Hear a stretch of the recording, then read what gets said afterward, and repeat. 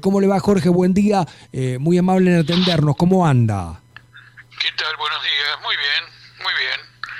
Eh, Gracias por la llamada. Al contrario, lo sumamos a la charla y queremos que nos deje su opinión, su punto de vista sobre estos tiempos que están corriendo en la Argentina, desde su perspectiva, qué es lo que tendría para decir acerca de esto que está sucediendo en estos tiempos en el país, Jorge. Mire, le voy a contar lo siguiente, porque lo estoy escribiendo en este momento mientras ustedes me llaman. Ujú, Este,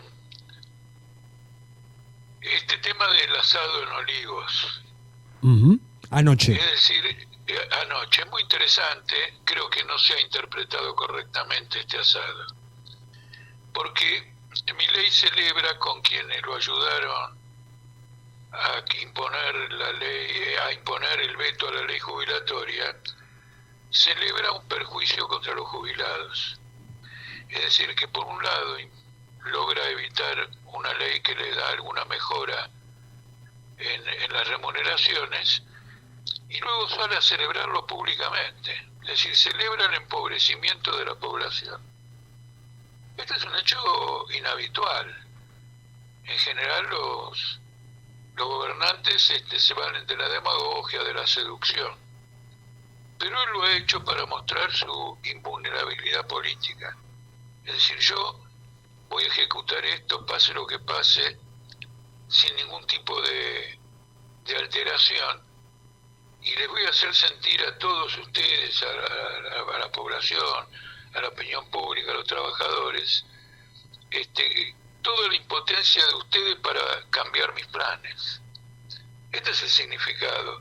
Yo esto lo aprendí de una novela, una gran novela norteamericana, tan buena que tuvo 30 ediciones, que contaba que en la guerra en el Pacífico, en medio de un caos, miseria, lluvia torrencial, etcétera, un comandante se hacía servir la mejor comida. Y cuando el ayudante le dijo, mirá, che, no hagas una cosa así porque los soldados la están pasando muy mal, dice, no, lo hago adrede para que vean lo omnipotente que soy, que mientras ellos están muy mal, yo me voy a dar el lujo de comer la mejor comida posible. Mm. ¿Me entiende? Sí. Entonces acá tenemos un escenario político donde las líneas están perfectamente delimitadas. Este gobierno no entiende razones, no entiende ningún motivo de usar los decretos, etcétera. Mire una cosa que ocurrió simultáneamente. La ministra Bullrich fue a Neuquén. Bueno, además de atacar al gobernador por distintos motivos, pronunció un discurso con los principales jefes de las petroleras y recibió una ovación cuando señaló que va a instalar la gendarmería en la provincia para evitar cualquier acción de los trabajadores en los yacimientos o en las refinerías. La ovacionaron. Bueno, esas cosas generalmente se evitan para que la opinión pública no se indigne.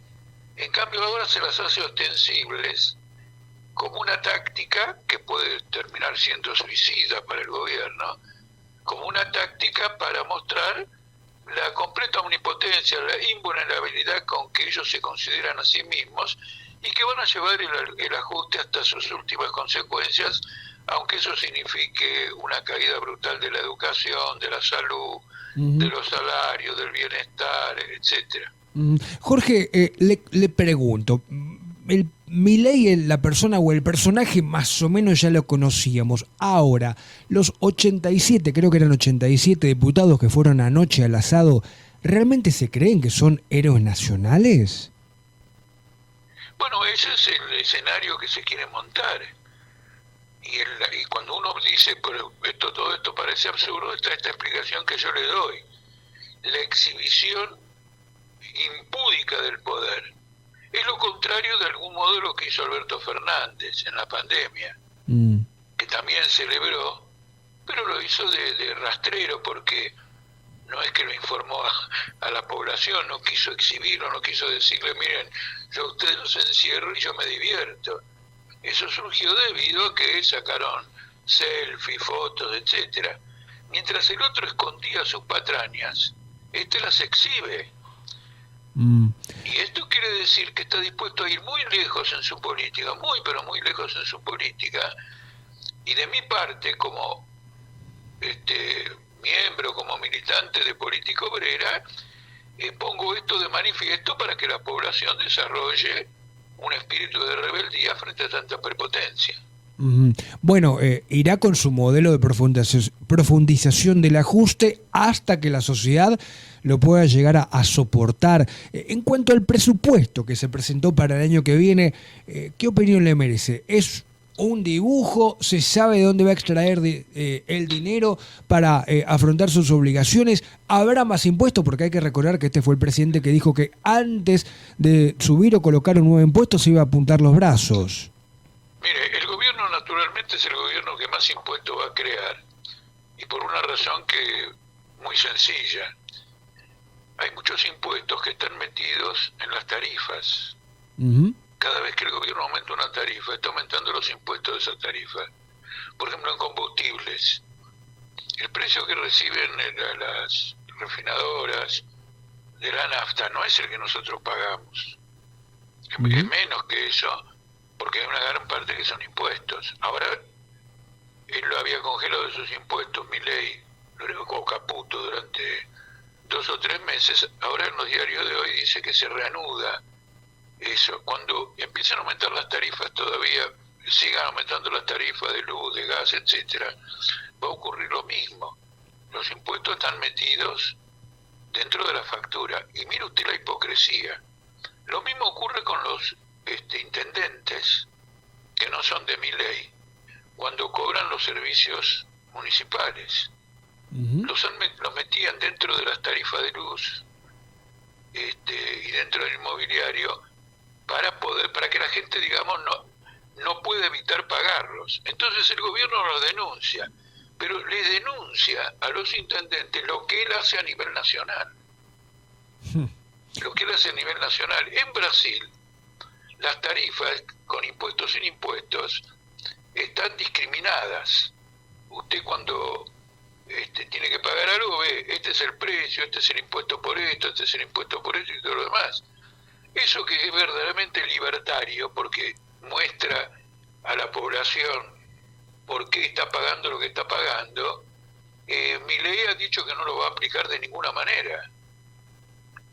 Caputo en particular, bueno, a veces creo que el que manda acá es Caputo, que es el que conoce el paño con el que estamos trabajando, y Milei es el mojigato que enuncia cosas grandilocuentes por micrófono.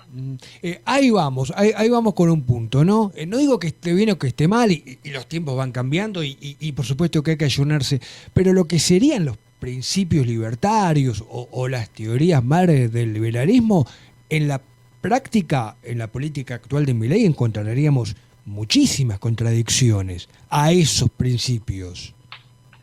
Bueno, aunque le parezca mentira, esto lo discuten entre ellos también. Sí. Acabo de leer un artículo de los mileístas norteamericanos que dicen que Milei no es un libertario porque tiene cepo, aumenta impuestos, etcétera, etcétera. Y se armó una polémica entre ellos allá en Estados Unidos. Y la respuesta que le dieron a estos críticos libertarios, los otros libertarios, los que no están de acuerdo con esas críticas, es que Argentina tiene una situación excepcional, dificultades, etcétera, que no hay más remedio que aplicar esto. Como usted ve, es aquel famoso chiste de Groucho Marx, que decía: yo tengo mis principios, pero si no les gustan, tengo otros. Claro, pero claro. Entonces, en definitiva, tenemos que comprender lo siguiente: esta gente está al servicio de los grandes intereses económicos. No va a ser un dogma, una doctrina, un principio, lo que fuere, lo que vaya a cambiar el servicio que le prestan a los grandes intereses económicos. Les voy a dar otro ejemplo. Milei quiere que el precio, y Caputo quiere que el precio de los combustibles sea igual al precio internacional. De manera que en Argentina se paga lo que también cobra quien exporta el combustible. Bueno, en las últimas semanas, debido a un conjunto de circunstancias, en particular a la caída de la demanda de China, el precio del petróleo cayó, internacional.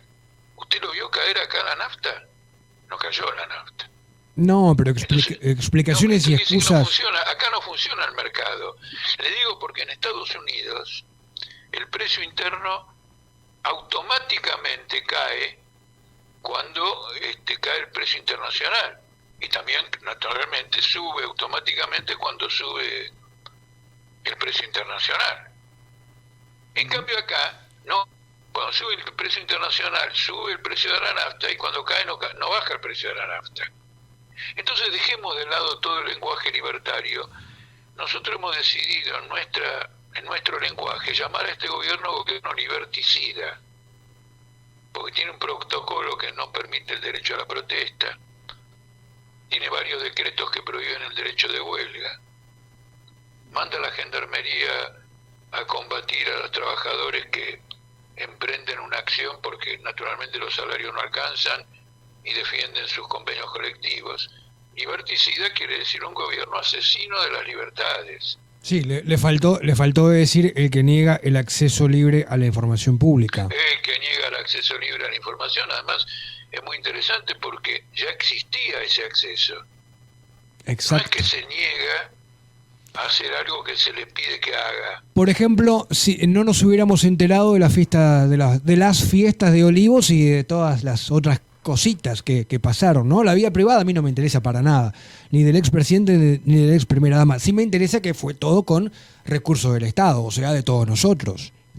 No, indudablemente no, pero el problema es este tema de la información pública. De todos modos, le voy a decir, la misma información pública es una falacia, porque usted tiene los servicios, en la Argentina, los servicios de espionaje son decenas, porque no solo tiene la CIDE, las tres ramas de las Fuerzas Armadas tienen su servicio, el Ministerio de Defensa tiene su servicio. Le voy a contar algo. El número 2 de Petri, de Luis Petri, el ministro de Defensa, sí, fue colocado por el embajador norteamericano, está en los diarios, no le estoy contando ningún secreto. Ahora no tengo el nombre porque, bueno, no pensaba que íbamos a hablar de estas cosas, pero se lo puso. Entonces, se maneja una cantidad enorme de información que el público no conoce. Ni hablar, no hablar. Pinchadura de teléfono, etcétera, etcétera, eso sigue a todo vapor. ¿Y para qué precisan o precisarían 100.000 millones de pesos más extra para justamente el presupuesto de la CIDE? Bueno, usted fíjese, la gente del PRO votó en contra de esos 100 millones de dólares o 100 mil millones de pesos, porque ellos entienden, Macri entiende de que todo esto es para espiarlo a él. Otros lo votan porque creen que es para espiar a otros. Yo creo que hay una cosa mucho más profunda y que está ligado a la guerra internacional que estamos viviendo.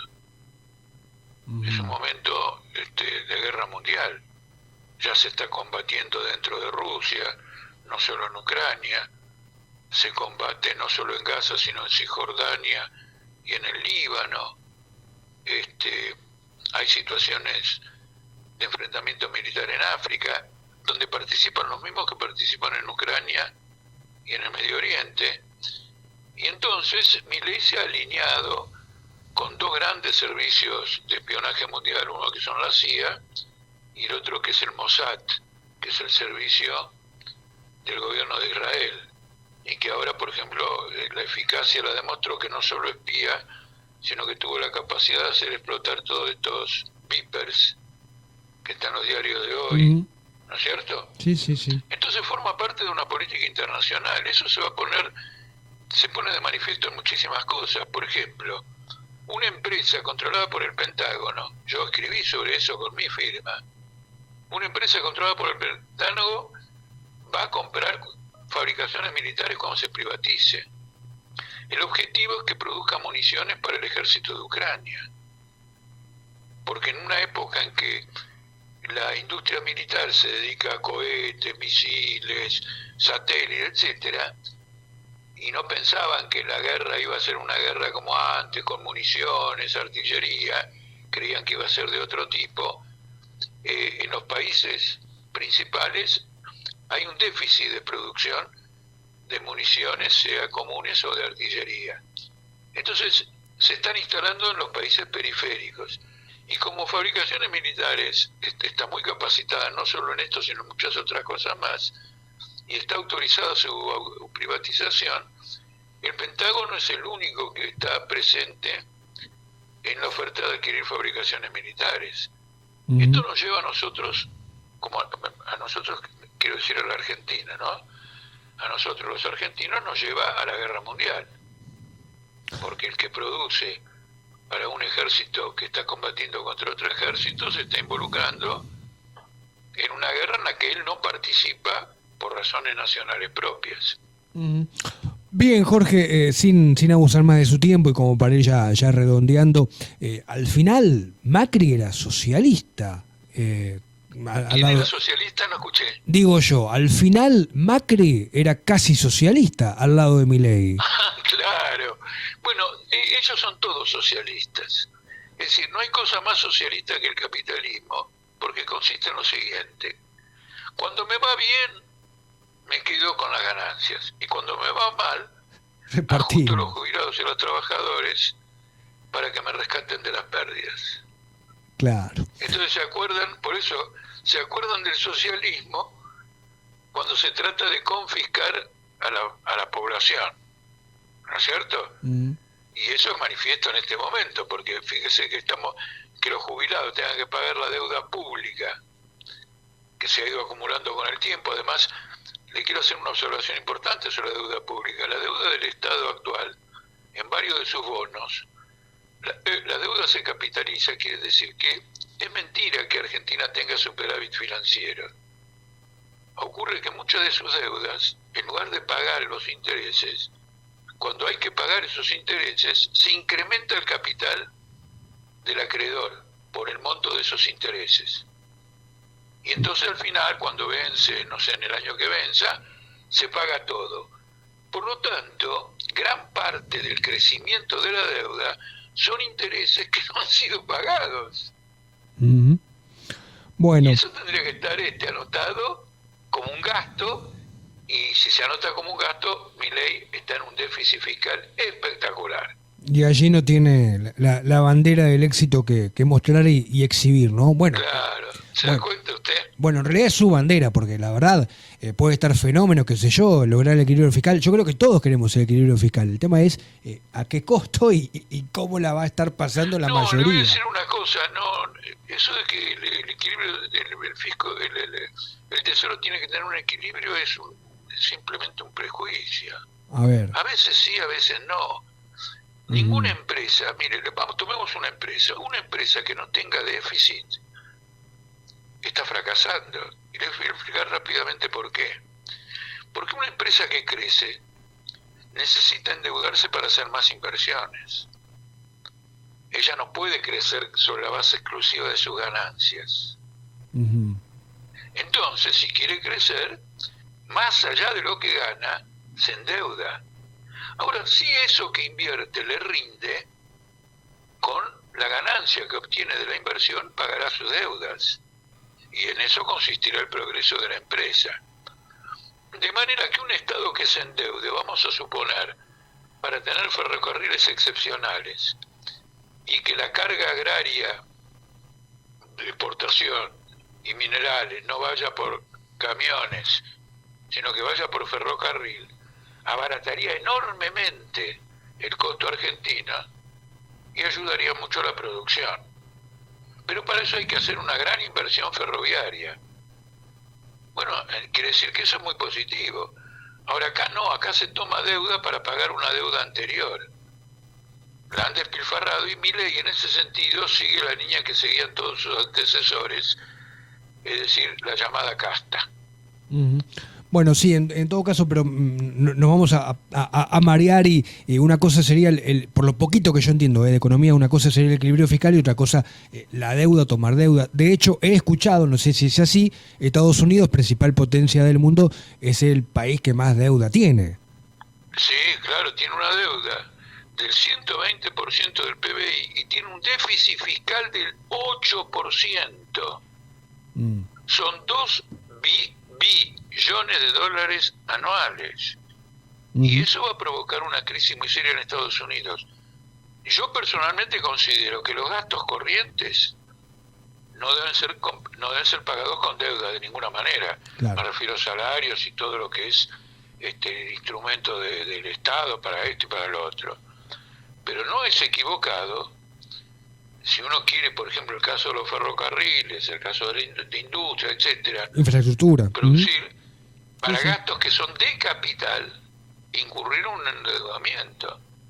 Y entonces quiere decir que usted tiene un déficit, pero no para gastos corrientes, sino para inversiones.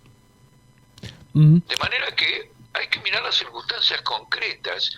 Las doctrinas que declaran verdades absolutas fracasan por ese motivo, porque la verdad absoluta no existe. Tal cual. Hay que considerar cada situación concreta. Ahora Milei quiere pagar una deuda que no se puede pagar. Le quiero contar lo siguiente. Milei está enviando a Nueva York ahora unos 1.400 millones de dólares por intereses que vencen en enero y los quiere depositar en Nueva York para que todo el mundo sepa que tiene la plata para esos intereses. Ahora, esa plata no la tiene él. Él lo que ha hecho es comprarle al Banco Central dólares por ese monto, 1.400, 1.300 millones de dólares. El Banco Central los tiene porque está endeudado con el FMI, está endeudado con China por los swaps, está endeudado. Es decir, él está usando plata que el Banco Central no tiene, porque ese dinero lo tiene que pagar deudas. Por eso se dice que el Banco Central tiene déficit, es decir, que lo que tiene, ¿no es cierto?, es menos que lo que debe. Está usando ese dinero, que es menos de lo que debe, para mandarlo al exterior. Esto es una operación suicida. Y además esos 1.400 millones de dólares es para pagar los intereses. En el mismo mes de enero vence el capital de esa deuda. Ni sueña con pagarla. Vamos a ver qué hace. Dice que está buscando en Arabia Saudita cómo conseguir los dólares para pagar. Es decir, que está pagando más allá de todos los límites existentes. Bueno. A través de nuevas deudas o viejas deudas que no está cancelando. Vamos a ver qué ocurre. Jorge, el agradecimiento por este ratito. Muy bien, chao, buenos días. Que pase muy bien, que Chao. pase muy bien. Chao. Jorge Altamira, testimonio de radio en la mañana de Factory FM.